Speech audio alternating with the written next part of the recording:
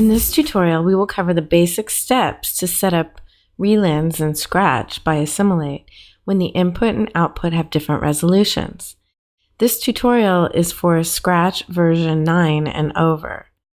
In this example, we can see how to create a project and set the size by entering the desired output resolution. First, the width and then the height. In this case, 1920 by 1080. I can set the frame rate to 29.97. Now we can enter the project. I create a filler which will inherit the project size and then import a clip and place it in the construct row.